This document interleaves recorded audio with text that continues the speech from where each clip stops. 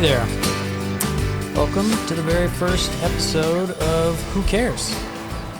Today's first guest is an artist and an inventor. She's a muralist. She's been a really good friend of mine for a really long time. She was the first person I thought of when I wanted to record my first episode because I wanted somebody that I feel comfortable with and that I just naturally fall into great conversations with. We went way over the time that we were planning on going, and I didn't even get to half the things that I wanted to talk to her about, which is great because that means I'll get to bug her and have her on at another time.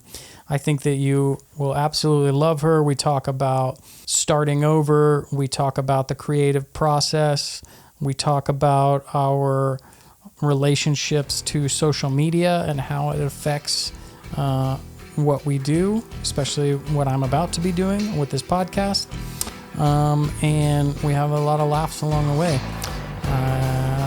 So please, without further ado, enjoy episode number 1 with my good friend, Amy Long. Here we go.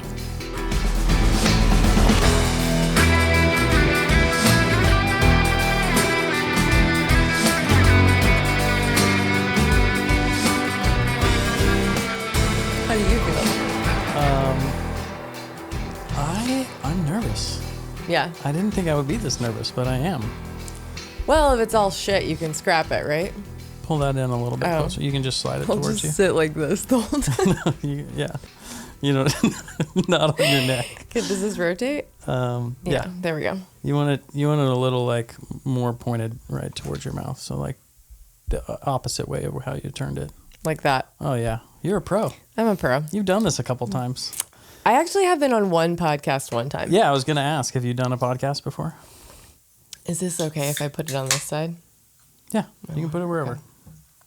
Your butt. At this point, doesn't matter what you do.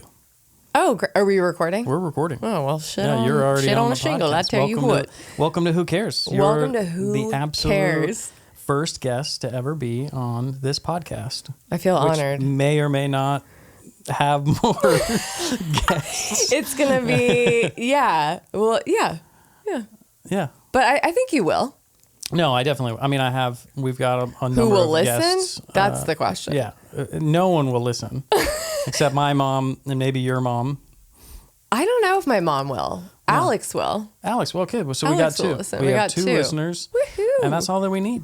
Yeah. You know? Who cares? Who cares? Who cares? Yeah. That's what it's all about. Yeah, no, I'm super nervous and I'm like, yeah, it's weird. I haven't been nervous in a long time. What are you nervous about? Well, I want it to be good, you know? But I also am like, well, it's not going to be great. You've never done one. I mean, I've been a guest on podcasts, but I've never like been the host of a podcast. So I'm like, what if I suck at it? What if I just like freeze up? Well, you're not freezing up so far. So that's far, good. 30 seconds in, we're doing okay. We're doing all right. But there's a big part of me that's like, oh God, this is going to be so bad. And I'm going to freeze up and I'm just going to be like, What do you do? What's your name? Well, I will say, because I've been thinking about this too, because this is podcast number 1, who knows who's going to listen to it. Yeah. And like, if you keep going, if you have persistence and like you get traction and you enjoy it and you feel confident in it, like it is it's kind of like King of the Hill, right? Like excellent TV show. Okay. I can't wait to see where this is going. But if you go back and watch season 1, you're like, what the fuck? Like, who animated that? Like, it's the animation is a lot more like Beavis and Butthead, like style, where it's all wiggly. Yeah. And the characters are not fully dialed in yet. They kind of get like developed over the course of season 1. And then by season 2, 3, they're like cranking it out. It's great. Like everything's on fire. Yeah. But anyway, so that might be episode 1. No, wiggly lines. That's exactly how I'm thinking about it because it's just like I can't be a great podcast host without tons of at-bats, you know? Tons of what? At-bats, you know? What's that? It's a baseball term. Oh, which is weird for me to throw out because I know nothing about baseball. Yeah. I also know nothing about baseball. But like, yeah, you only get good at things through repetition. Yeah. From experiencing them over and over again, and Hundo from P. failing and going, okay, that didn't work. Let me try something different, or let me keep going. So this idea that I've got to be perfect right out the gate is just so unrealistic. Totally. But I also just feel like this enormous amount of pressure that it's got to be good right out the gate. And so there's been a lot of time that I've been like, hey man, you got to be comfortable being bad, like, and putting it out and being like, yeah, I'm new at this. Yeah. I literally am not qualified to do this yet. Well, okay. To play devil's advocate. Yeah. I think being comfortable being like leaning into what are my failures? How can I do it differently next time? Is because you're not going to succeed until you have a few failures. Typically, that's how humans work, right? But I don't think that it's going to be bad. I just think it'll be like take a few, like practice, like you said, take some repetition to find the groove. Yeah. Which is like great. Which is awesome. But I think a lot of people, when they are finding their groove at something, they're not doing it in a really public way. Totally. You know what I mean? Yeah, this is like, hey, I'm trying this for the first time ever. Let's put it on the internet. Let's put it on every podcast platform possible. Let's make reels about it and boost it and market it. Let me time myself worth. So it is. It's like as if you were to like go to a dance class for the first time to learn how to dance, and like you have to it perform. was professionally filmed and then like put out in the world. Totally. Which would actually probably be really entertaining to watch. Oh, it would be hilarious. But yeah, so there's a level of it. And then, one of the reasons I named it Who Cares is this thing of like, there's so many voices in my head telling me why I shouldn't do this. People are going to be like, who the hell does this guy think he is? Oh, he's got a podcast. Like every dude's got a podcast now, and he wants to be Joe Rogan. Like that name gets thrown around so much anytime you mention the term podcast. And so, it feels, and then the imposter syndrome and the fear of not being good enough, and like, will it be silly and embarrassing, like all of this stuff. And like at the end of the day, you just have to be like, who cares, man? Do you want to do it or not? And it's like, I want to do it. Cheers to you. Cheers. Let me try this watermelon flavor. Cheers to Who Cares. Yeah. Because way to like overcome all of the bullshit tapes in your head of other people indoctrinate. I mean, whatever, all those voices that are echoing around, and just like doing it the fuck anyway. Yeah. Here we are. I mean, that's what we're trying to do, and I'm trying to do it. Oh, that's good. Like, also, it's not only for me, but I think it's important to show other people that you can just do it. Yeah. That you can just do it, and like, audience be damned. Just live authentically as yourself. Do the thing that you want to do, whatever it is, whether it's creating a podcast or making art or, music. A friend of ours took up, ballet classes at a late age. Mm-hmm. It's just like, stop letting fear and the idea of other people's opinions of what you might be doing hold you back from the thing. Yeah. Or your own, because I feel like I've talked to Alex about this. This is my husband. And she's married, ladies and gentlemen. Sorry. Turns out I'm taken. Somebody wanted this piece of shit. No, Somebody wanted this. No, but we've been talking about, a lot of stuff. I mean, he's a musician. He's a drummer, and he is in like tech. He's in software development, and he has like all these great ideas, and he's like, one of the things he struggles with, I hope it's okay that I'm talking, whatever, here I go, is like well, this has been done before. Like, oh shit, like I had this great idea for da da da da da, and I looked it up and I did some research, and 30 people are already doing it, if not more. But my whole thing is like, okay, as a painter, as someone who's like trying to get better at painting, which by the way, repetition, oh my God, I'm having an experience with that right now. It's like blowing my mind, which we can talk about later if we feel like I'd it. love to dive into But yeah, like portraits have been painted before. Does that mean that I'm not going to try to paint a portrait? No. Right. Like, and does it mean that I'm going to be like a Rembrandt right off the bat? No.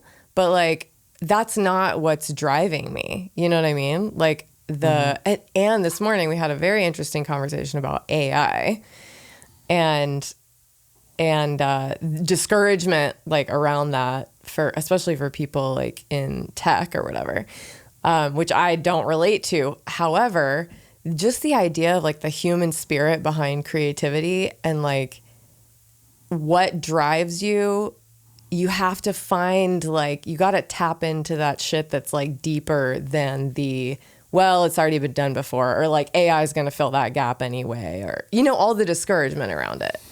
Totally. Everything's been done before. Like, exactly. It's really, really difficult at this day and age to reinvent the wheel. And so using that as an excuse to not start your own thing is just ridiculous. Yeah. Yeah, it's an excuse. That's the perfect way. Yeah. That's the perfect label. It's like, and finding the resources like within yourself or from support from other people or whatever, self-help, whatever way you find it to like, just do it anyway. Yeah. Yeah, you can have those doubts, but you just fucking go for it anyway. Because, like, what the fuck else are we going to do? I mean, the best part about life is trying and failing and trying and failing. Like, that's how you learn. That's how you grow. And then succeeding sometimes. And then you succeed. And again, it's like the chance for success is zero if you take no action. Yeah, absolutely. You know? And so it's like, the chance for success when you take action, sometimes depending on what you're trying to do, is very small. You know, like trying to become an actor or have a great podcast or, start a restaurant or whatever. Like the odds are against you, but the odds are 100% that you're not going to succeed if you never even try. Yeah. You absolutely. know? And so that's been one of the things that's driving me. It's just like, you don't know. Mm-hmm. I don't know unless I do it, And then this might not be the thing. Right, but it might open another door or introduce me to somebody or lead to the next thing or something where I will look back in 10 years and go, if I hadn't done that, holy shit, I would have missed so many things that I now am like holding so dearly. Yeah. One thing I think of often that it's kind of trite and I'm sure everybody's heard it, but it's like our friend who is taking the ballet classes or dance, whatever, ballet. And it's totally ballet. It's ballet. I want to have her on, by the way. Ballet. Oh, that'd be cool. Yeah. But one of the things that comes to mind is just that whole idea of like, okay, I'm 40, so I can't start XYZ because I'm going to be 45 by the time I'm done with that training. But guess what? Hopefully, if I survive, I'll be fucking 45 anyway. So like, why not? No, exactly. The time is going to pass regardless. Yeah. So either you gain something from it or you don't. Mm-hmm. Or you gain what you want. You're like deliberate about it, or you take a back seat in your own life. And that's not what we're going to do. It is weird though, like the older that I get, the harder it is to wrap my mind around starting something new and like taking a swing at something. When I was in my 20s, I was like, I don't care. I just felt like I had the whole world in front of me. I could mess up and fail as much as I wanted, and like it was all fixable. Yeah. And something about getting older makes you feel like I might have one more chance left, or like like I gotta be a little bit more calculated about my risks because that is true. And so why do you think that is? I think because as we get older, we become more responsible naturally. and we are more aware of a fun little thing that I like to call the crushing weight of capitalism.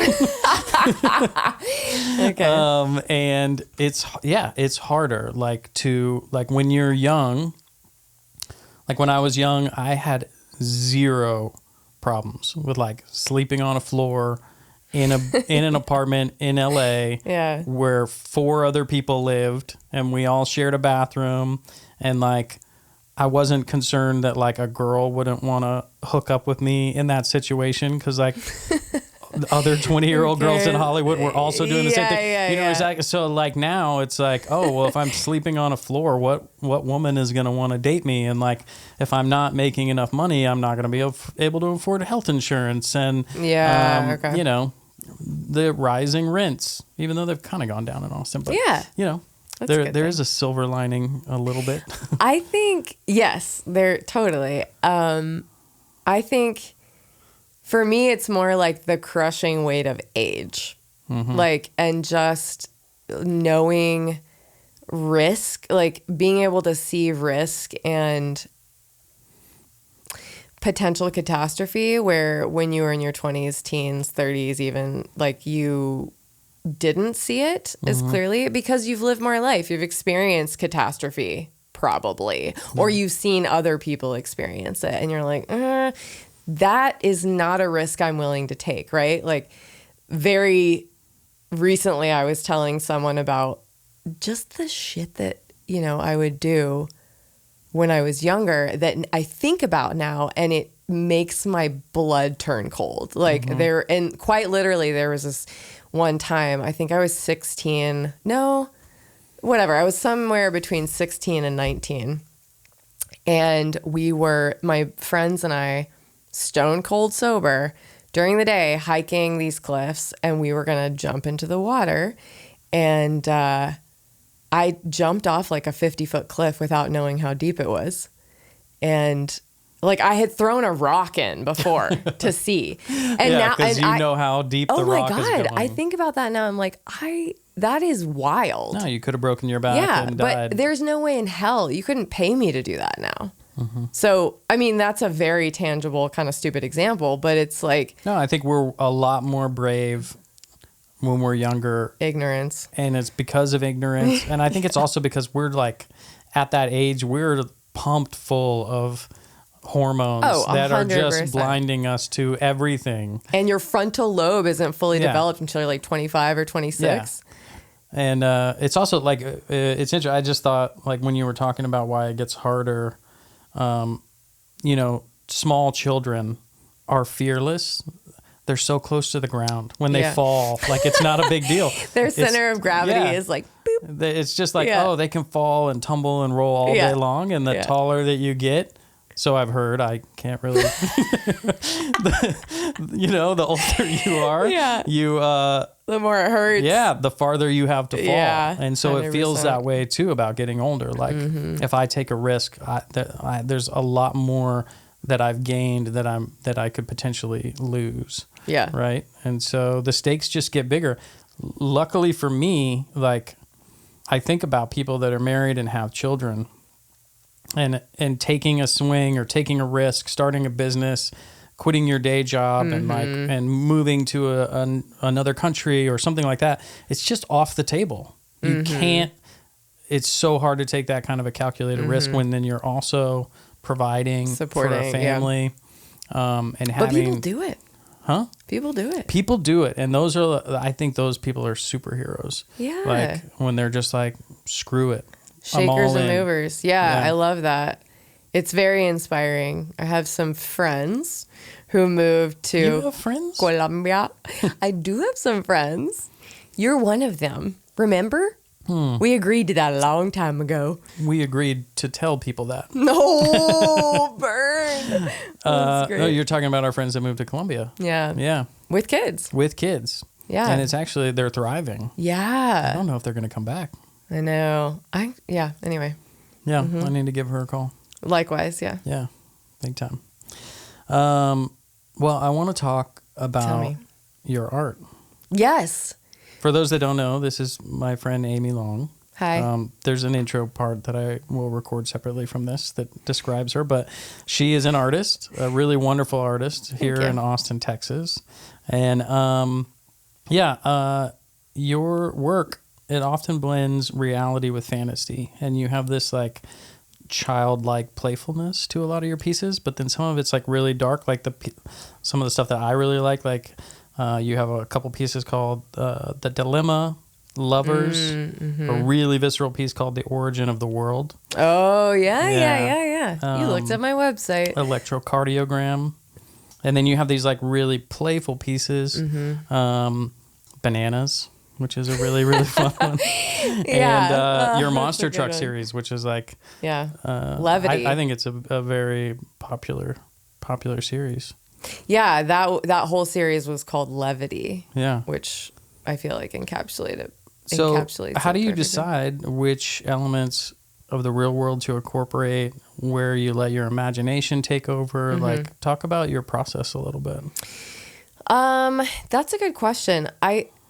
It kind of, inspiration is a tricky thing. And for me, that's like what I hear you asking is like, what inspires you to pull in this fantastical element, and like what inspires you to want to paint that person or that truck or whatever, and I've thought about this a lot, but sometimes inspiration just like slaps you in the face and you're like, oh my God, that would be like, I did a series last year in 2024. And it was called Texas Art Texas, which is the name of a Texas song, an old Texas song. And it was all Texas landscapes of like pictures, reference photos that I had taken, like traveling around, your landscapes are really beautiful. Thank you. And those were like, oh my God, look at this sunrise in Port Aransas. I have to paint this. It was like slap you in the face inspiration. And there was no fantastic elements in those actually. But the monster truck one, that was like, or I guess to backtrack, what I was going to say is sometimes inspiration, you kind of have to like manifest it. Like you got to like squeeze it out of yourself, like, because if you wait for inspiration to strike before you start painting or singing or dancing or whatever, like you're going to do it like once a year, maybe, you know what I mean? Like you gotta, like the repetition and the practice, of whatever your craft is. And for me, that's painting, like that can be the inspiration itself. So to answer your specific question about like how do I decide which elements, the Monster Truck series was like, it was actually originally supposed to be a dual show with a buddy of mine. And we were like, what if you paint these like flower arrangements that you've been wanting to paint? This was like right after COVID. And she was like taking these beautiful images on walks around her neighborhood, during COVID or whatever. And then I do something totally separate, but like we use the same color palette, same size. And I was like, yeah, like flying trucks. And she was like, what the fuck? And then beautiful flowers and I'll do monster trucks flying through the air. Literally, that was where it came from. And then as I was painting, like that's the weird thing. And it almost feels like trickery in a way, but like finding your subject before you find your thematic, like, I don't know, thesis, whatever the hell you want to call it, like your artist statement, right? Like the purpose behind why you're painting. But I was painting the monster trucks in front of these like beautiful sky, like sunsets and cloudscapes. And as I was painting them, I was like, oh, this is about like being lighthearted. And this is about defying gravity. And this is about, like, sometimes I don't realize why I'm drawn to something until I'm like deep in it, like at my easel, And right now I'm having that experience with a portrait series I'm working on for an upcoming show this summer. And there is a little fantasy, actually, now that I think about it. Yeah.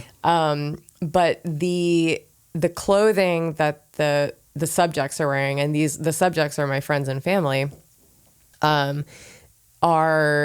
asked them to imagine, like, if they could exist in any timeline and like be any person, who would they want to be? What would they want to be doing? Oh, that's cool.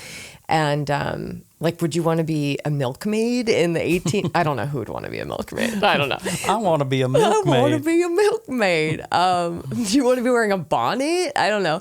So I've been painting them like as these kind of characters. The clothes are very secondary in my portraits, but it's been so fascinating because it started out as like a practice to get better at portraiture. Yeah. And like, I was like, I'll just put this spin on it to make it more fun.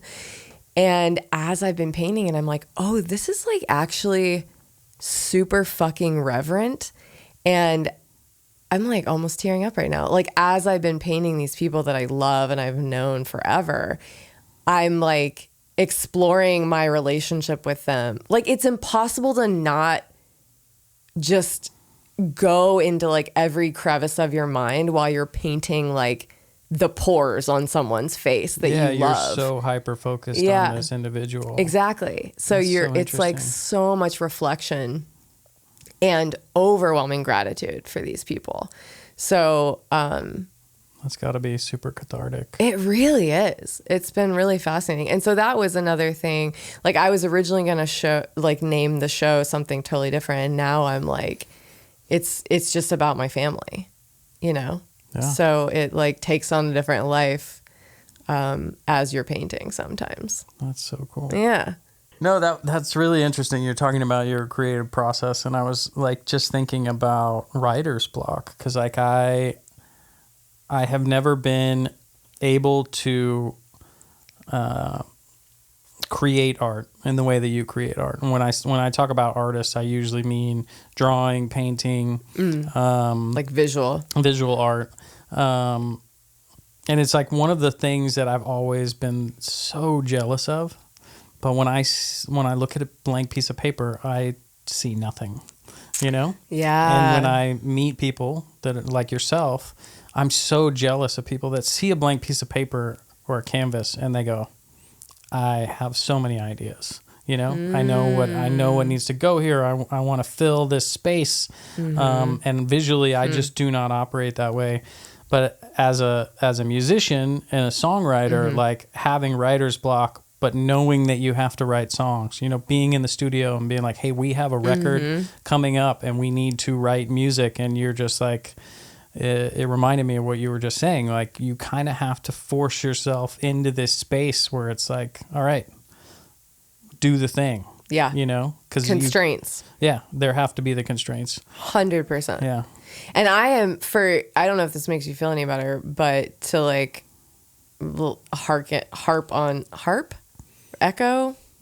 emphasize what you were saying. Whatever. Agree with you. Yeah.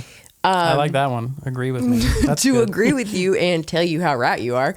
And handsome and amazing. And come and get it, single ladies. I think you have to, when I look at a blank piece of paper, I don't see anything. I see an opportunity to like fill it, but I also am not like, ooh, you know how the saying about, Michelangelo's David, and he's like the sculpture. He's like, David was like trapped in the marble and I like freed him from the marble. Like, I don't fucking work like that. Like, I don't look at the canvas. You don't think you've ever worked like that? You don't think there's ever been a time when you looked at a blank piece of paper and you were like, there's something wanting to come out of there and I'm going to bring it to life? No, not really, because, I would say canvas, you know, but I would say I see it in my brain and then I want to create it and make it real so that I can see it with my eyes. But it doesn't have anything to do with, it doesn't have anything to do with like the material I'm using. It's not like I look at I don't know if this is making any sense, but it's like when I see the canvas, I feel like in TV and television and movies and books, there's this misconception about visual artists where it's like, oh, I'm going to get really dirty while I paint. And like, I have no reference photo. The dude and I'm in just New York that's just covered in paint like, 24/7. Like Jackson Pollock, but it's not abstract with like cigarette butt stuck in it. It's like some, you know, beautifully rendered, like realistic masterpiece or something. Like it always irritates me. There's this one author I read a lot. She writes really like thrillers, and she always has some painter in her stories, and they're always like just complete fantasy, like not an understanding. And I'm sure that there's some people who work like that, but I have never been like that. I'm like, okay, here's my reference photo.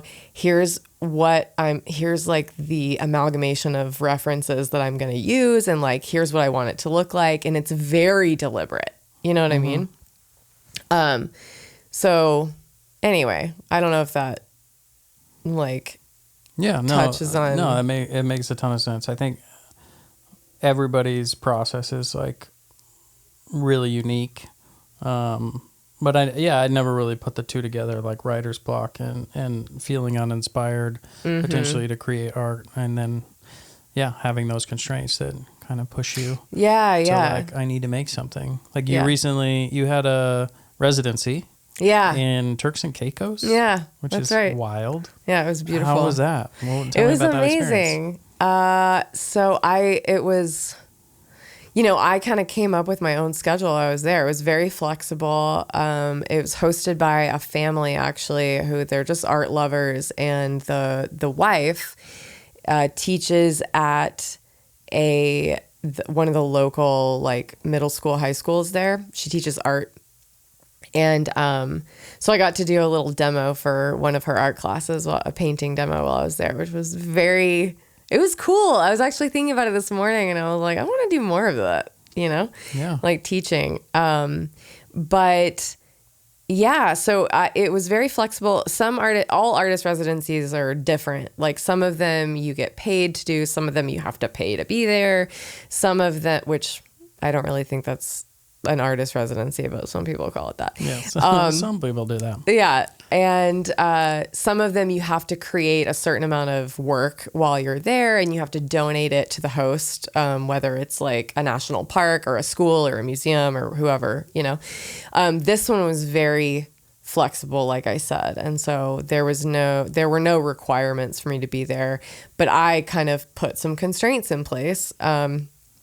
And I had a goal of I wanted to start the portrait series that I am currently working on. And I did. I brought a bunch of paint and sat up in the little studio every day and worked. And I know that this is like a little tangent, but it's hilarious to me going back to the repetition thing of craft, you know, and getting better and like finding your feet and your voice and all of that. Like looking at the first painting I did while I was in Turks and Caicos in the portrait series, and then around like 5 or 6 on my portraits, looking at that one, it's like it looks like a different person painted it. Wow. I'm like, holy shit. Like all I had to be doing to get better at this was just doing it. Yeah. Repetition, you know? Repetition is definitely like the biggest advantage that I've ever found is like the more that I do something and the more that I focus on it, like you just can't not get better at it. Yeah. And so 100%. I really like, I talk about that a lot, about getting over fears, you know, like men being afraid to like approach a woman, you know, and ask for her number, or somebody being afraid to speak in front of a crowd or whatever. It's like, it's a lot like what we're talking about in starting this podcast. It's like, it's never not going to be terrifying. Right. Until you do it and realize on the other side, you're fine. You're fine. Yeah. And then the next time you do it, it's going to be slightly less terrifying. It's slightly Gets less easier terrifying, and better, and it gets easier and easier and more natural.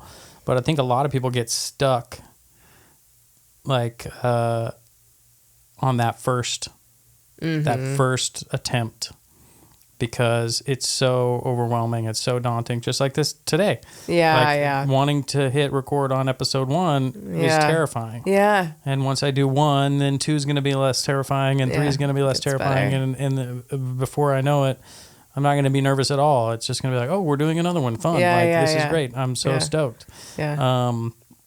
And so to relate that to what you were talking about, like the repetition of doing your art and like tapping into whatever it is that is like the inspiration, right? Mm-hmm. Like, and the flow state of like trusting your art and trusting yourself and like moving through it. It's just going to get better every time. Yeah.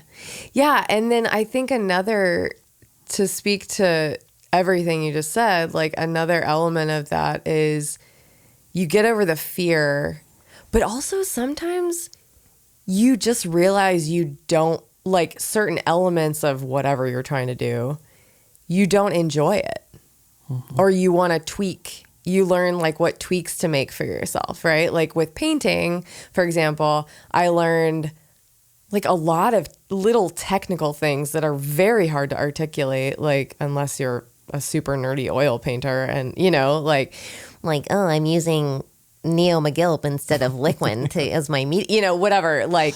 Tell me more. Yeah, little tweaks where you're like, oh, this is what I prefer. And that, like, I can discard, or like speaking in front of people. That's a great example because it's like, yes, you do it like enough times and maybe you realize like, oh, I actually just don't enjoy it.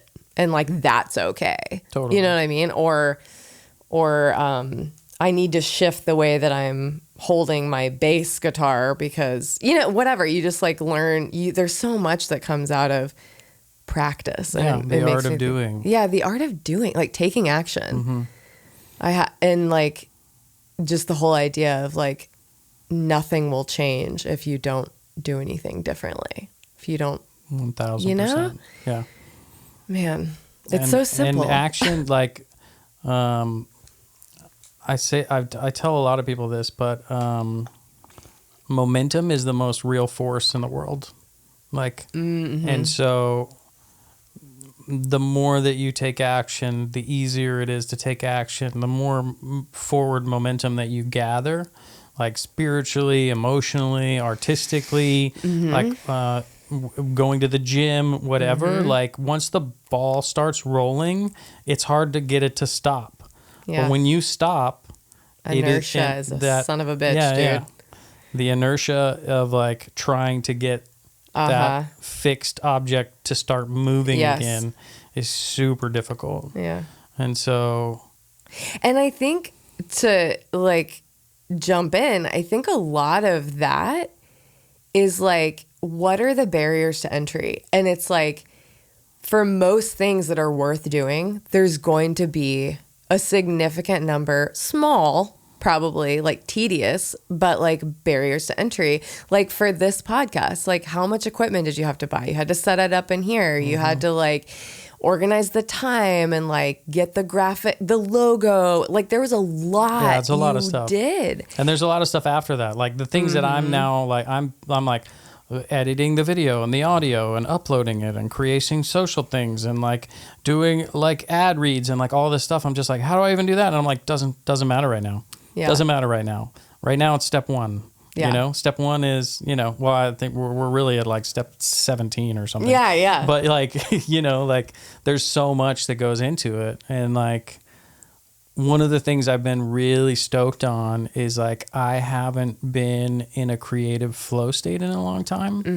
And it's really weird to say like, oh, I'm in a creative flow state while working on a podcast, but like it's tapping into that thing that I've done in the past with music and with film and photography, where it's like, oh, I'm creating something out of nothing. Like, and like, it's my vision. I see it in my head and like, I'm like working on like manifesting it and making it this real thing. And hours can go by while I'm tweaking a logo and like setting up social profiles and researching like podcast distributors and like it's wild. Like I didn't think I would. It's been so long since I've felt that. That's awesome. And I didn't think I would feel it as strongly as I do doing this. So it's super neat. Hell yeah. Yeah. That's great. Yeah, I think one thing I was thinking about when you were saying all of that is like as far as just diving in and going, it's like we get so in our heads about and finding the flow state once you get the momentum, you know, like and get out of the inertia. But human beings get so attached to, well, it has to be like, if it's like you were saying at the very beginning of this, like it has to be a masterpiece, like right out the gate, you know, and chances are it's not going to be to future Taylor. Like future Taylor is going to be way better at this. And like, you know what I mean? But one of the things, he better be, he better fucking be, no pressure.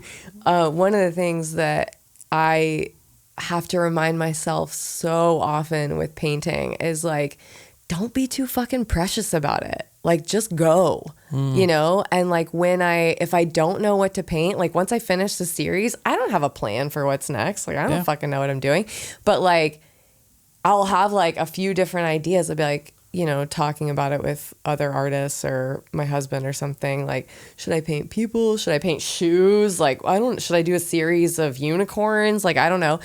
And at the end of the day, it's like, it doesn't fucking matter. You just pick something and you go with it and it will evolve like as you go. Yeah. You know?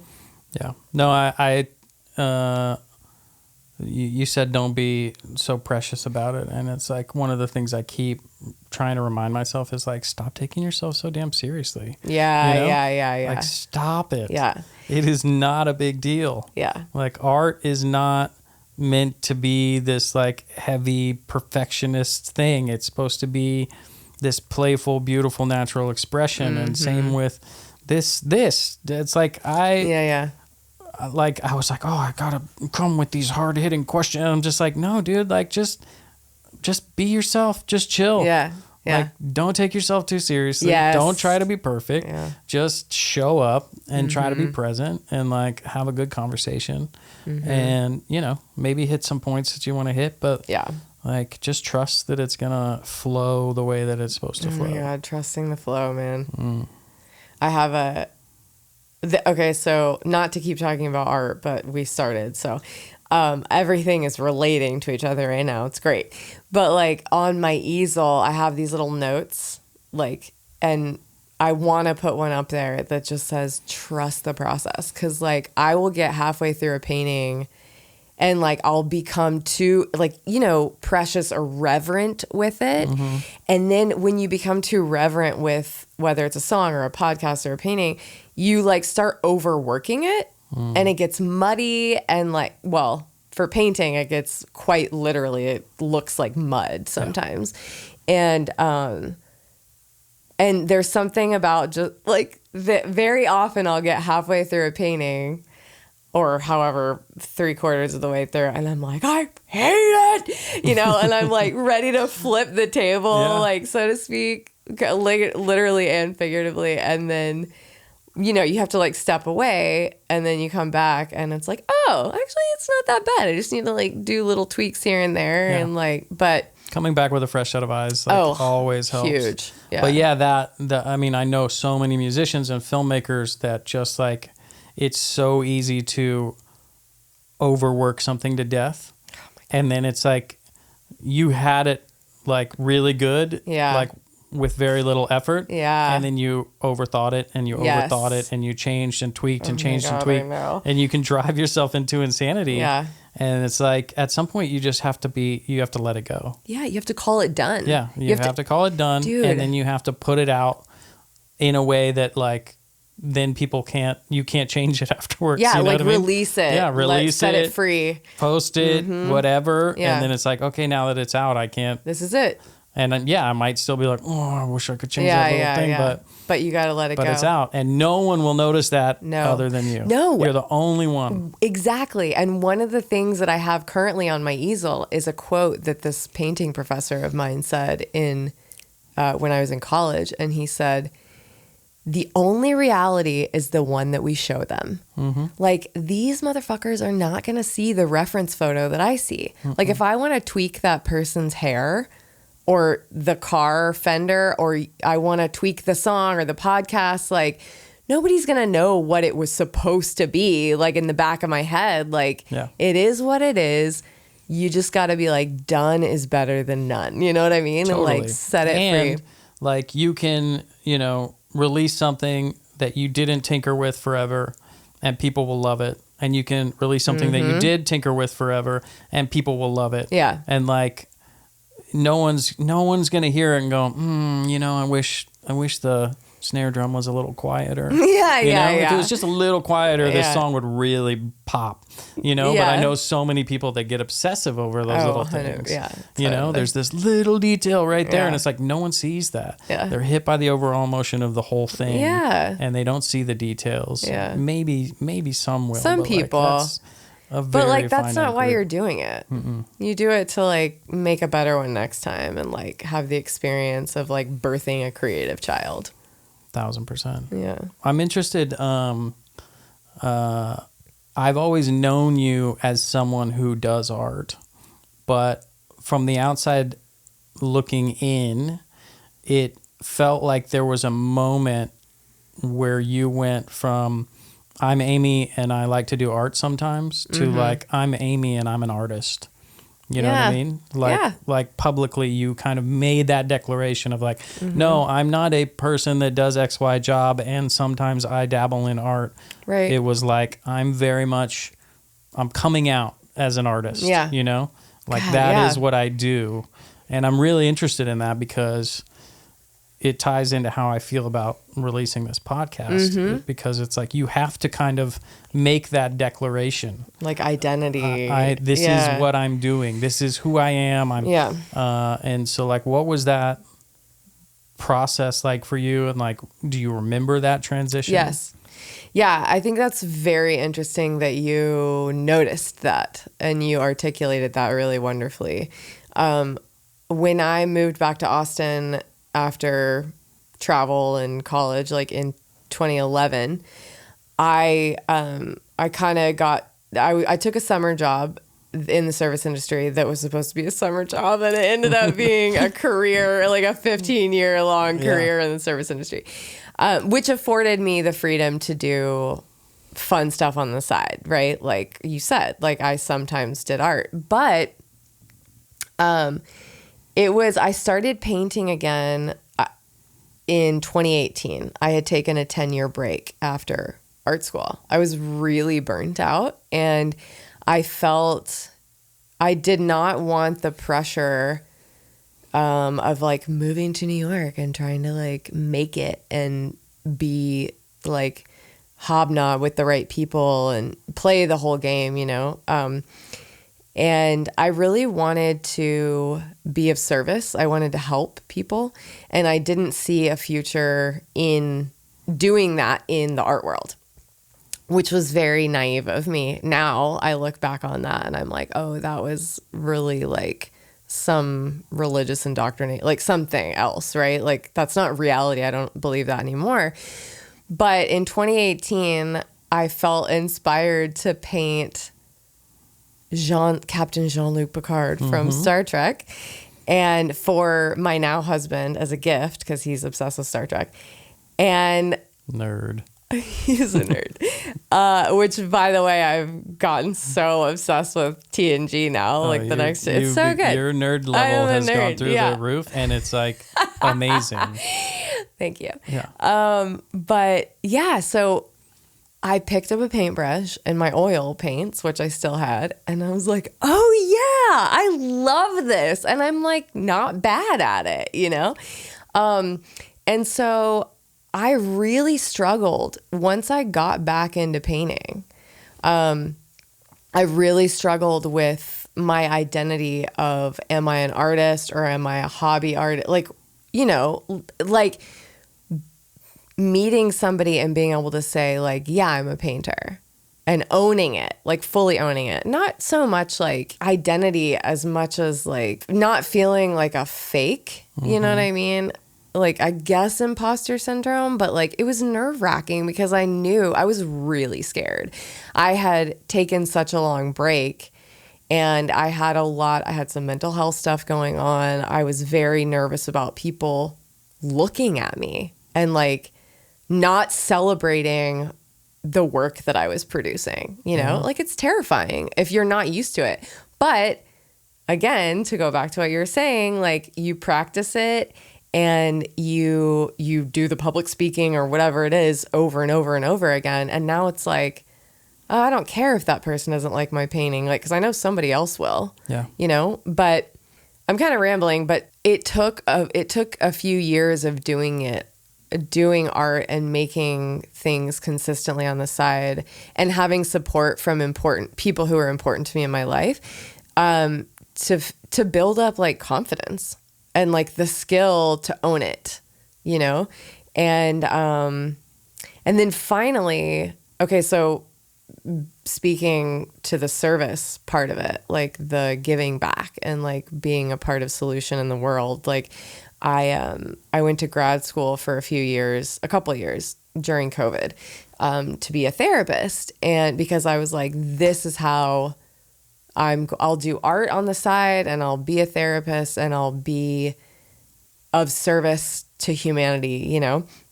And long story short, it ended up not being right for me. And then I had this come to Jesus moment through a series of events. My uncle passed away and I painted his portrait, and it was very tragic how he passed away. It was like through an open heart surgery, and it was it was too soon, you know, it was not expected. And I painted his portrait and it was so cathartic and for my whole family. And I realized again through a series of things I won't get into, otherwise I'll burst into tears, but art is a service. Like, and I never had really accepted that. Like, people had said things, you know, but it was like, no, it's really not. It's like self-centered and like, so, like I'm absorbed in my own world when I'm making art, you know, whatever. It's not the same as like going and starting an orphanage, whatever. And, but man, what a fucking lie. That is such an untrue indoctrination that I was raised with. And art and music and podcast. One of the greatest services that's ever been given to humanity. Like, I can't imagine my life without music. Yeah. You know, like just the like spiritual movement that I get from a song, you know. It's got to be a good song. It's such a gift. It's such a fucking gift. Like, oh my, and it reaches so many people, or it can, you know, when it's like in the right place. But anyway, so through that experience and then kind of shirking that cloak of like, okay, I need to go be Mother Teresa somewhere in order to be like a part of the solution in the world. That was when I was like, okay, I'm doing this. You know? And it's you can be of service through your art, but also showing up and participating as an artist, like opens so many doors of other ways for you to be of service that you don't really think about. Yeah. You know, like going and doing this residency and getting to teach children and like inspiring others.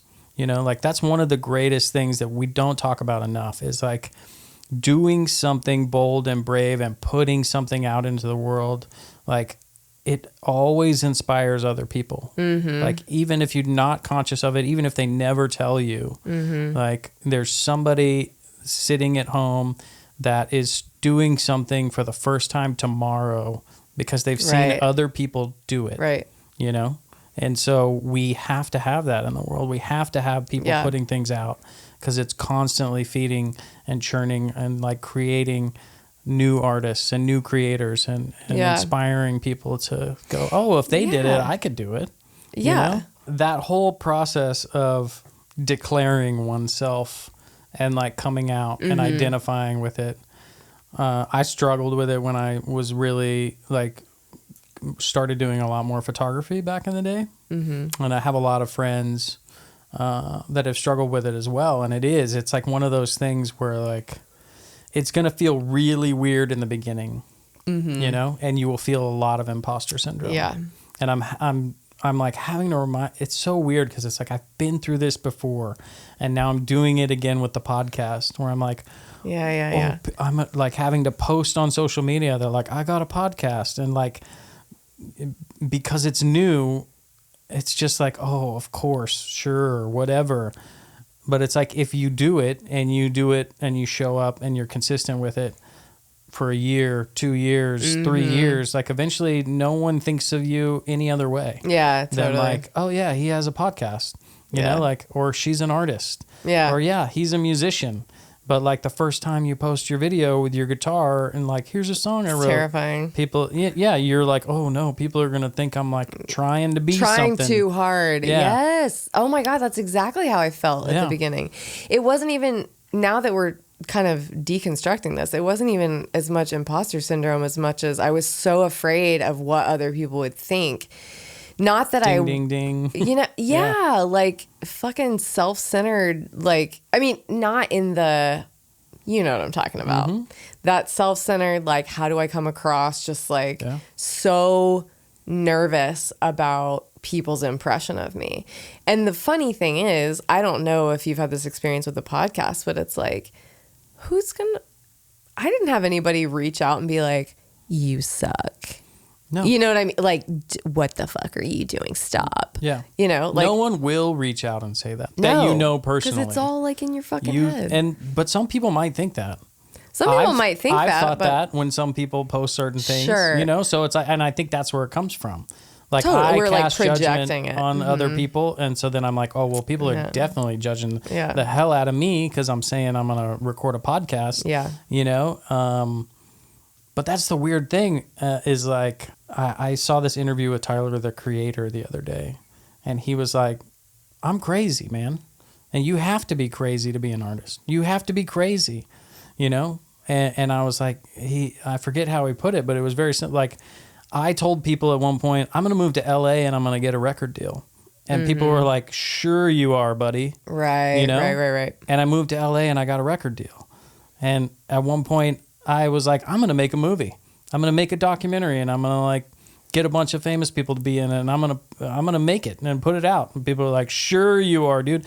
So it's like, you have to be crazy enough to go, I'm going to do this and people are going to think it's ridiculous. But I see it and I'm going to do it anyways. Yeah. And it takes that confidence or insanity or both to see the vision of what it could look like and go, I'm going to do it. Even though if somebody told me that they were doing the same thing, you would judge the I would be like, sure you are, bro. Sure. Well, you know, it's weird. I think that's like, I think it's a couple of things and I'm curious to hear why you think that is, but it seems like the reason that we are so skeptical right out the gate when we hear, I'm going to start a podcast, or like that guy, he's like been blowing up on social media who quit his job and sailed from Portland to... I'm not the only one that's seen that in their feed. Oh my God. I mean, he's great. I enjoyed it. How did this get in my feed? Like I think he's like super cool. He sails his sailboat with his cat like to Hawaii.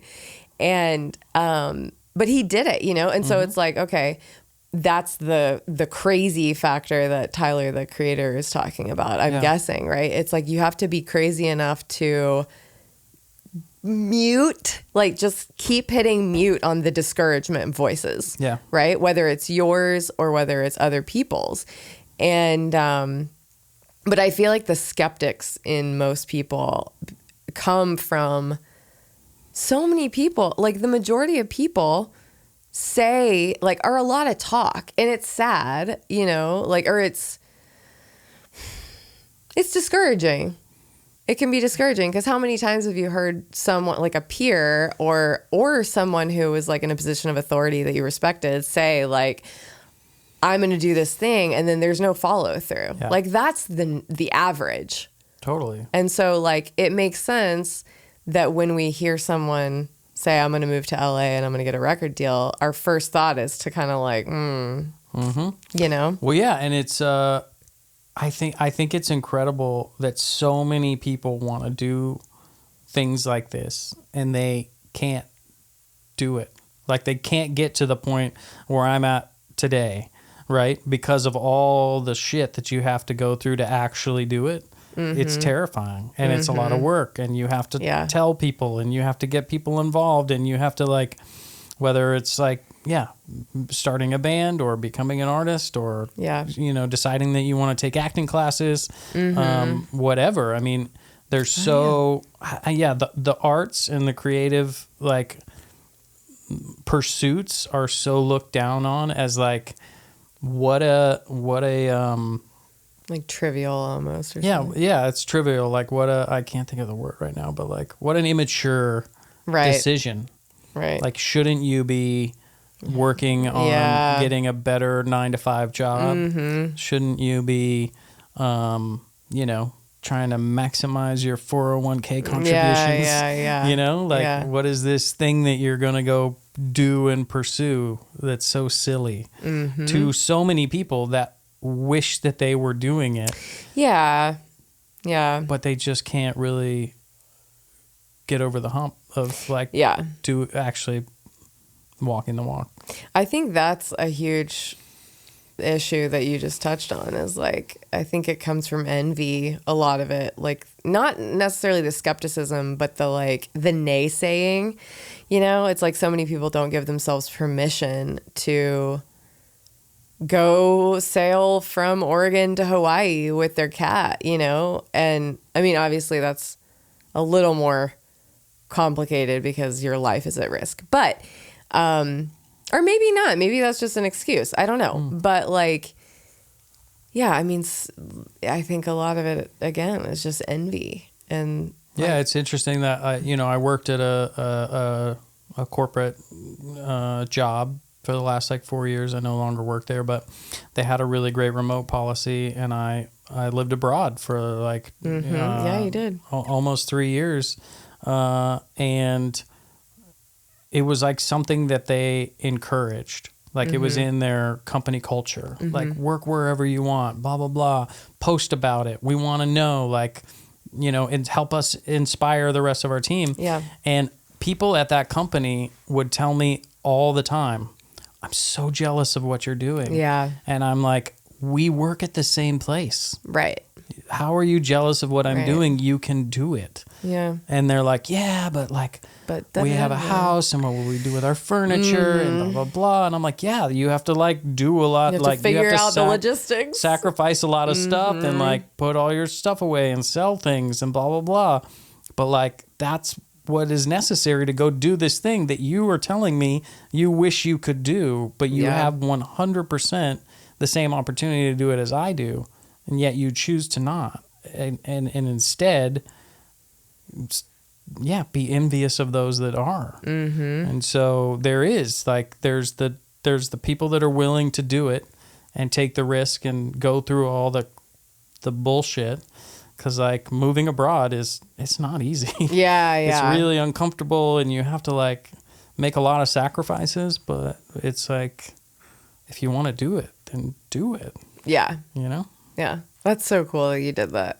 It was one of the best things I've ever done. Yeah. In that process, I learned how much I loved Austin and how much I loved being here. Right. And like I've always, since I was really young, considered myself like a child of the world, not like a Texan or an American. You know, like I see the world as like, I want to experience it all. I want to experience other cultures. I want to know what the sunset looks like in Japan versus the United States. Like, I want to understand language and food and all of this stuff as it relates to around the world.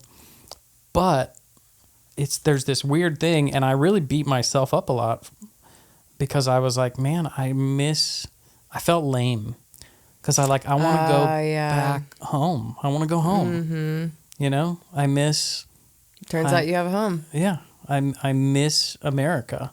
Yeah. I miss a lot of the things that I'm used to, and I want to travel more and I want to experience more cultures. But I think it was a lot more difficult to live long term in another country and not be home than I thought it would be. Yeah. I think that's so fascinating that you criticized your heart, you know, like the desire to want to have a home base, really. But I mean, it's interesting, but it's not unheard of. I mean, I feel like there's so much storytelling in our, like the social narrative around, well, if you don't have a family and have kids, you have to travel the world, or you're a career woman, or, you know, like it's like this really intense narrative about you better sail from Oregon to Hawaii, and then it's like really glamorous. And if you choose something else, like it's, I see why you felt that way. I mean, it's like, I don't know, this also opens up a whole nother thing that I want to talk about, but let's do it. There's this call to do that right now because of social media. Like, do it for the gram, right? Like, my life looked really amazing on Instagram. Yeah. And, you know, I was living in Argentina up until very recently, and I had a friend reach out to me that I hadn't seen in a while. And he was like, man, I want to catch up with you. It looks like you are just thriving, living your best life. I'm so jealous. And all he had seen was what I'd posted on Instagram. Yeah. And the reality was at the time, I was probably like going through one of the worst times of my life and super depressed and had medical issues going on. Right. And he was like, whoa, I would have no idea. And I'm like, how would you? How would you have any idea? Like we are trained to only post the good things. And so I'm posting the good things. And yeah, it was really interesting, like, to feel so bad on the inside. Right. But then everybody's perception of how I was because of social media was, oh, he's thriving. Right. You know? Like, he's crushing it. And I'm jealous almost. Like, I wish I was doing that. And meanwhile, I'm over there just like, I want to go home. I'm like not doing well. And like, you know, I had a whole host of things that were not going great. Yeah, you did have a lot going on. How do you feel about your relationship with social media and like this need to always post the highlights, the good shit? That's interesting that you asked that. I was curious if this was going to come up today, and I struggle, you know, like I don't struggle with wanting to post negative, like complaints or something. I don't know if that makes sense, but you mentioned like we only post the highlights, we only post like the good things. But I do know quite a few people who post a lot of bad, you know, good and bad, whatever value judgments you want to call it. But it's like, I am not here. Not that I like spend too much time on social media, but I'm definitely not on social media to hear people like bitch and moan about everything. Like, if you want to talk to me about something that's going on deep in your life, like, call me. I'm here for it. Like 100%. Yeah. But like, I don't want to see you blasting your ex who fucking did you dirty. You know what I mean? Like, I just don't, it's very boring to me. Anyway, but so I don't struggle with that aspect, but I struggle just to show up. And as it's something that I spend a non-negligible amount of time thinking about, because as a self-employed, that was one thing I never mentioned earlier. I quit the service industry in March of 24 to be a full-time artist. Thank you. And it's great, you know, it's work and I love it. But as a full-time artist and someone who's like, work is directly influenced by how much I'm top of mind for art business needs, you know, like, I feel the need to post and I just don't enjoy it. Like I really, it's work. That part of my business to me is like a non-enjoyable or unenjoyable, like work effort. It takes forever. It takes way longer than I feel like it should take, you know, to like put a cute post together or like a reel. Oh my God, reels. Don't even get me fucking started. But as far as like keeping it professional, I have found I really appreciate that actually about my art account, or I guess it's my personal and art account, but I stopped posting personal shit like a while ago. I don't know if that's helpful or harmful to my business, but Instagram and Facebook, I just got like re-plugged in recently, and those are really my only two platforms, but they've gotten so like they've just become these platforms for like gripes and attacks, and especially with all the like political shit. And I know like not to go into that, but like I don't like using those platforms for participating in those types of arguments or conversations, you know, whatever it is. So I've just kept my shit real tight and real pro, like pro meaning like only about my work. Totally. And occasionally I'll be like, look, I'm here, like, you know, for the artist residency, I was like, here's this dog or whatever, you know, but so my struggle is more with how do I keep up my momentum for like posting a few times a week, so that when people are like, I really want to commission a portrait from an artist of my Aunt Lucy, who should I, Amy's an artist. Staying top of mind. Yeah. It's like really easy to like get forgotten on social media if you're not constantly posting. No, I mean, it's, you know, we've talked about a lot of the barriers to me making this podcast, and the social aspect of it is one of the biggest ones, because there is like, I want nothing more than to delete all my social accounts and never go on them ever again. Totally. While at the same time, I find an enormous amount of connection through them. I'm a person who's blessed with a ton of friends all over the world, and like, it's so easy for me to see what my friends are up to by just checking Instagram a couple times a day, and like, oh, that's cool. Like, you know, Dylan's doing this, and you know, Peter's doing that, and you know, like, and without having to text and call and stuff like that, and like, so the idea that now with this podcast, like, it can't be successful unless I'm really promoting myself and putting myself out there more than I would like to. Like, I think a lot of people are really good at that, and like it comes natural to them, and they want to post all the time, and they want to share everything, and they have like ideas and funny things that they want to post, and I'm like, I don't want to post anything.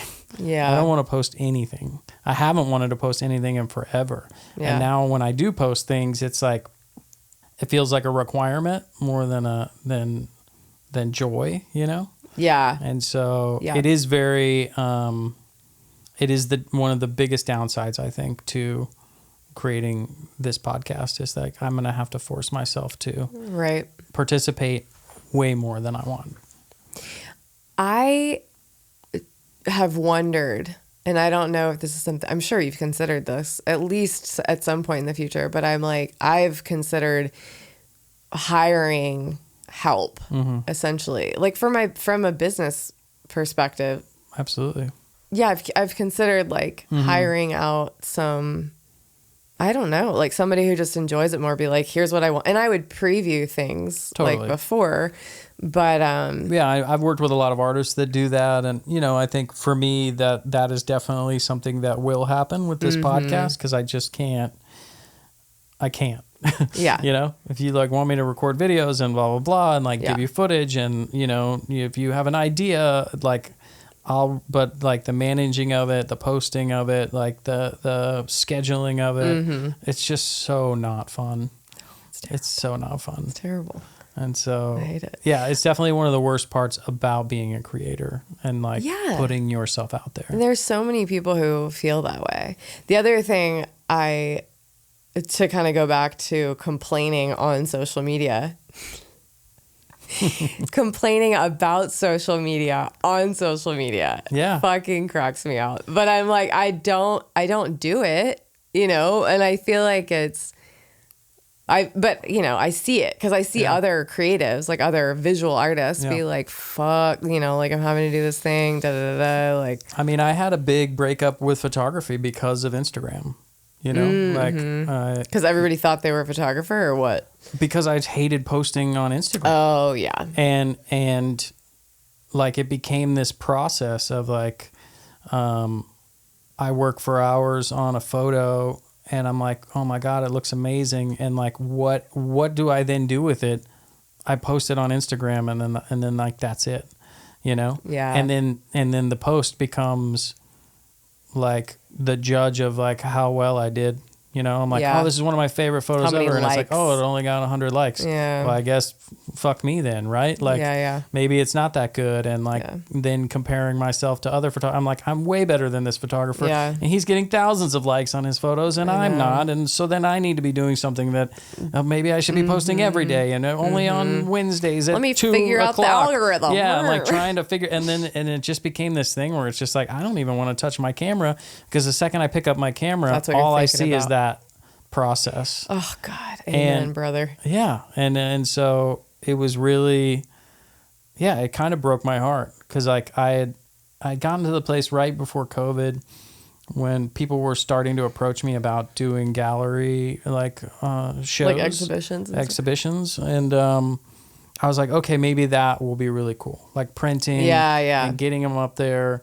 But it's like you do all this work, and like I was to see a tiny little square. And someone scrolling by it for a millisecond. Boom. Yeah. Yeah. Click, like that. Yeah. Ooh, scroll. Yeah. I think about that all the time. Yeah. With painting. Something takes hours to craft, right? But I also, for me, the end goal is not Instagram or whatever, social media, whatever your platform is like, in my mind, it's a tool to stay top of mind, right? Totally. Which is like a good reframe, I think. And to help you find exhibitions and other ways to showcase your work that feel more organic and more true. But I've been radio silent since my residency. I just I can't. I'm having such a hard time making myself give a shit. Yeah. Like, because I've been busy. I've been actually making work. Yeah. And, you know, I also will say, to speak to I pick up my camera and then the next thought is like the Instagram shit, you know, like this is a little nerve wracking to say on camera, or on the record. This is going to be good, y'all. Turn up your radio dial.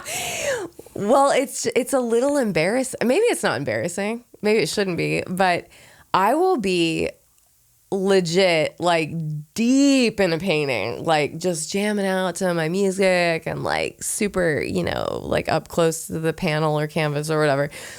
And suddenly I'll like an intrusive thought will come through my head and I'll like future trip and be like, oh yeah, when I post, like I should post this, or I'll think about the way this image will be received from a post.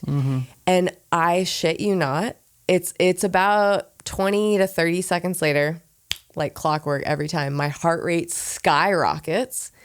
Like something happens in my body like my brain is like sending a signal to my like adrenal gland or something. Yeah, your nervous system. Yeah, my nervous system goes into overdrive and my hands start shaking and I have to like stop and just be like, you know, it's wild. It's so wild. Yeah. Like but it's not like, it's not that I'm terrified or excited, you know, it's like whatever label you want to put on it, but that's how it dysregulates me. Yeah. That's crazy. I know. Yeah. It happens every time. That on some level, I think that is happening to all of us all the time. Yeah, yeah. Whatever we're posting on social or whatever we're thinking about posting on social, like it's anxiety inducing. It's not natural. Yeah, it's like it's such a curated.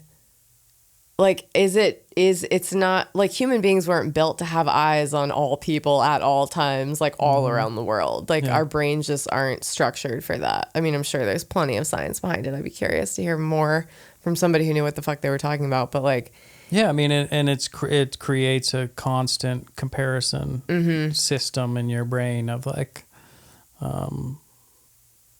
comparing yourself to others at all times. Yeah. And like what we talked about earlier, comparing yourself to others when they're only showing the good shit. Yeah. You know? Yeah. And half the times the good shit isn't even good. They're just like, oh, I better post something that's good today. You know, like I've been crying all day, but I might as well post a little like video of me dancing to a song or something. Yeah, you know, it's just like you have no idea what's going on with people. And so we're seeing this very unreal reality. Yeah. I will say one really good, wonderful thing that I love about social media, specifically Instagram, is I love seeing, I follow a ton of painters and other artists, and I love seeing what they're doing. Like it serves as, there was a time in my life when I wasn't producing work where it would make me jealous. And now that I'm doing it and I'm working on my own shit, like it is so fucking inspiring. Yeah. Like, and I love that I can just, and I have like my little saved, you know, images or whatever. And I can go back and be like, oh yeah, like that made me think of this idea for a painting that I wanted to, you know, whatever. Yeah, I mean, it's really easy, like low-hanging fruit to harp on social media. I think it's totally super easy, but there are a lot of really amazing things that come from it. Yeah. And I think that's why it's so hard for anybody to quit it. Because it's like creating this very negative side effect to all of our lives while also enriching our lives in this way that nothing else ever has or probably could. And providing so much dopamine. So much what? Dopamine. So much dopamine. Yeah. And you know, like how did we even take shits before? You know? We had magazines. Remember them? Yeah, shampoo bottles.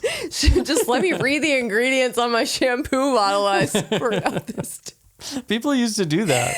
Oh my God, it's really? a real thing. Yeah, that's a real thing. Weird. We are going like over time, and I had so many more questions to ask you. I'm sorry. But maybe we'll have to save it for another time. Yeah. But I'm going to ask you a couple quick hits. Shoot. A couple moments that we're going to try to make themes. Maybe not. So the first one is this segment that we call messy moments. Can you share a moment where things got messy, truly off the rails? What am I doing with my life? Kind of situation. And like, what did you take away from that? There's a few times, but I'm actually going to talk about the most recent time that I experienced this, which was halfway through grad school, which was during COVID. And, again, I was in grad school to be a therapist or to be a counselor, whatever. It was awful. Grad school, for those of you who are in grad school, if anybody's listening out there, I apologize for what I'm about to say, but chances are you agree with me. Grad school is a fucking racket, and as far as like counseling goes, you are literally just paying for a piece of paper. Like, they don't give a fuck. Like, so many of the people in my program, which I won't say what school I went to, but in the program I was in, had never even been in therapy. Like, they were kooks. I mean, not that I'm not a kook, but like, you know, here I was going into this program thinking I had all this stuff to offer, and I had this like higher calling to be a therapist. And like, it felt very, I felt very called, and there were all these signs pointing me in that direction. And then I got in the situation, and it was horrible. So, shit felt like it was on fire. And I was like, what the fuck am I doing with my life? Also, not to mention, I don't know if she'll ever listen to this, but I have a sister who lives in Oregon, and we are 16 months apart. We have we've always had a pretty competitive relationship. I love her to death. I'll say that. But right after I announced to my family that I was going to grad school for therapy, she announced to my family she was going to grad school for therapy. And I was livid. Stole your thunder. She stole my fucking thunder, man. Yeah. And I was like, you know, I had finally found the thing that like the universe was telling me I was supposed to do. And boom, she steals my thunder, right? So that was previous to me starting my actual program. But then I get in my program, and one of the things going on in my head was like, fuck, if I drop out, my sister wins, you know, like so stupid. And I was aware of it at the time. But anyway, shit got messy, and I struggled hard. Like, I would leave class and I would cry. Like, I would go home and I would cry. And I had never been in a situation like, well, it had been a long time since I had been that uncomfortable.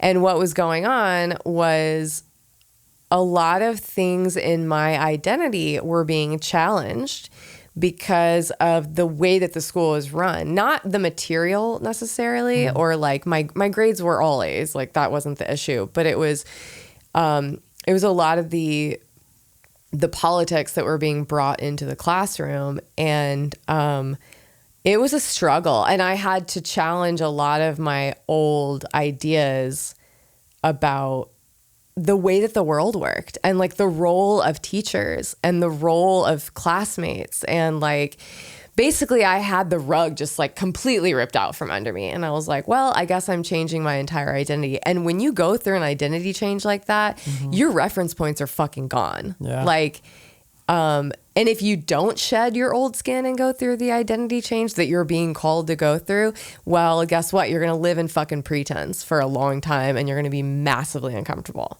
So, that was the last time that shit was really feeling like it was falling apart. And what I got from it was embracing, like I was forced to, because of my brain, I guess. I don't know. I mean, I like forced to change is what I was going to say, but like I leaned into it by allowing my beliefs to change. And when you allow some of your core beliefs to change, like I said, I mean, it really reconstructs your consciousness. And it is the most like, and I had been through that before with like spiritual beliefs and emotional, like old indoctrinated things. Like I've done a lot of consciousness exploration and like 12 steps and therapeutic work, all kinds of things. So it's not like I hadn't experienced that before, but coming from a much more cognitive and like mental place, and like how I fit into my place in society, it was like earth shattering. Yeah. And my only choice was to, at least this is how it was for me and how I felt. Like I had to keep putting one foot in front of the other. And that was one of the reasons that led to me dropping out and being like, this is not the right path for me. It is like going against every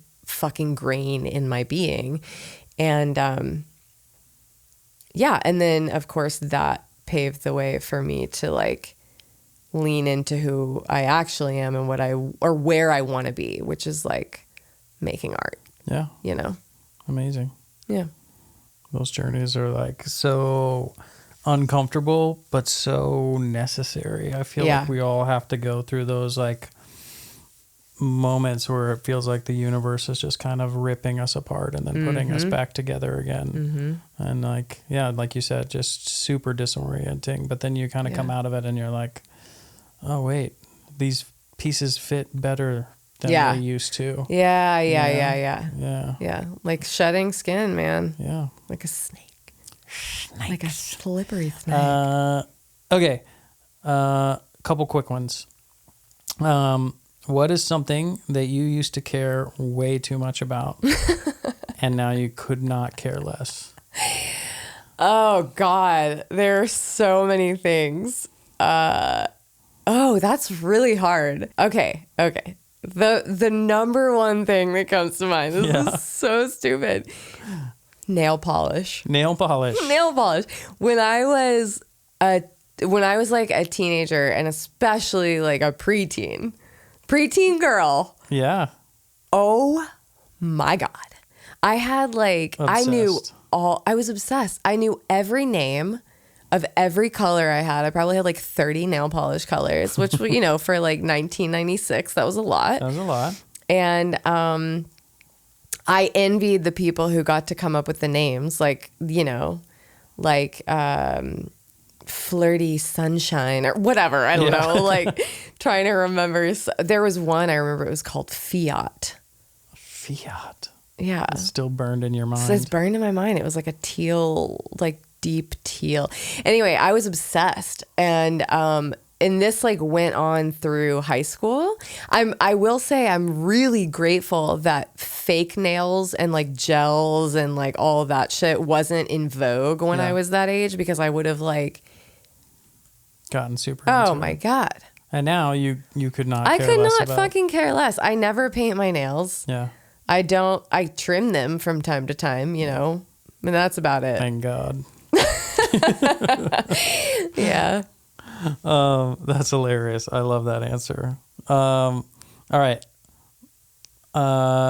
Hit me with a hot take or an unpopular opinion. Like, what is something that you believe that most people just should not be doing? I'm going to give you one example. Okay. Yeah. Give me an example. Mine is speeding. Like, I think cars should not be able to go over 75 miles per hour. I like when people are like, that car goes 0 to 60 in 3 seconds. I'm like, who fucking cares? When it are you? Shouldn't. It shouldn't be able to do that. Yeah. It's not a practical application. And when people are speeding around on the highway, like everybody, this idea of like, I have somewhere to be. And you're like, yes, so does everybody else on this highway. Yeah. We're all going somewhere, dude. We're all like trying to be somewhere. And they're like, no, me first. Yeah. Oh, yeah. 100%. I can't stand speeding. I don't think cars should be allowed to go that fast. You're not allowed legally to drive them that fast. Oh, my God. Why do we make them that way? Yeah. We keep making cars that go fast. It's like, this car goes 210. Yeah. It's like, where? Why? How? On the salt flats in like Utah or something. It's so ridiculous. Like I do not care about fast cars, and I really wish they'd stop making them. Yeah. It's one thing that I can't wait for the AI overlord things. Like when all cars are AI driven, we will all go the same speed limit. No one's going to be speeding around and doing all this stuff. Like, and I'm so here for that moment. That's fucking hilarious. I didn't know that about you. Yeah. No, I do. The what are those cars called? They're all over my neighborhood. Let's not name them. Oh fuck! We don't have to. Yeah, we that's don't have fair. to give That's them fair. any, To our thousands of listeners. Yeah, to our millions of listeners out there, the robot cars. That's what we call them. But they are. Yeah, I was thinking like they're all gonna drive not speeding. They're gonna have a max speed. Yeah, they will go the speed limit. Yeah. Which is what we are supposed to do. Yeah. And they're not going to go slow and fast. And Yeah. You know, they're going to Cut zipper people merge off in traffic when you're supposed to zipper merge. You know, God, people do not know how to do that. Fuck. Huh? I said people do not know how to do that. Well, they know how to, but they all refuse to cooperate because they've got somewhere to be. Or you have people that merge way too early and then it backs up the. Yeah. We could talk about this for a long time. So what is your hot take or unpopular opinion? My hot take, unpopular opinion. I actually don't know how unpopular this is because I feel like there are secretly a lot of people who agree with me. This is more geared towards a specific percentage of the population. Yeah. However, I think your Louis Vuitton bag is fucking ugly. Amen, sister. Oh my God. Like, let me put my initials all over this bag. It's going to be poop brown with like a little bit of white and black. And then, oh my God, I'm going to sell it for so much money. And then people are going to feel so important. I have never understood something less than designer handbags and the need for designer. I don't get it. Brand things, and especially Louis Vuitton, like the $1,000 for thousands of dollars for a carry-on suitcase with someone's initials all over it. Like I don't like any branding on me ever, and to be like I paid to be a walking advertisement for this company for an ugly bag. Yeah. Sorry, bros, ladies. Brodettes. I'm not a good judge of what is or isn't an ugly bag. I think all bags are ugly. So bags are ugly. Damn, that's I'm just like, why y'all carrying bags around? Yeah, who needs a bag? Just get a big old pocket or a diaper and put things in your diaper. Gross. You still have a saggy ass everywhere you go. I mean, there are some. I love a good bag. Don't get me wrong, but the Louis Vuitton thing, and I feel like it's not as trendy as it was, like, I don't even know, 10 years ago or whatever. Maybe it is. I don't fucking know. Or like Hermes, they have like $80,000 bag. Like, I'm not shitting you. And you have to like, crazy. You have to like apply to go shop at their store. They won't even let you everybody in, even if you have money. Much love to my people that love those bags. I have friends and I have family members that love that kind of stuff. Whatever your thing is, that's fine. But I think it's ridiculous. Yeah. But okay, I'll say this one last thing about the bag. It's not even the price tag. It's just, I think specifically the Louis Vuitton, I just think it's ugly. Yeah. I think it's like embarrassing. Yeah. Like you're wearing like you have something stuck in your tooth. Yeah. Do you know what I mean? It's like, ooh. Yeah, it's not like designed. No. I agree with you. Anyway. I don't think it looks that good. Yeah. But I try not to pass judgment. I know. Even though we do. And I'll also preface that like I am like the least fashionable person I've ever met. Hey, we're both wearing the same shoes. I mean, we're like I was ragged on for a long time for wearing New Balance, and then I think they came around. They did come around. Again. They came back around. Yeah. But they were like, "Look at your dad's shoes," and I was just like, "Whatever, they're comfortable." Yeah, yeah. Amy, thank you for being my very first guest on Who Cares, my podcast. If you're listening still, thank you so much. That's insane.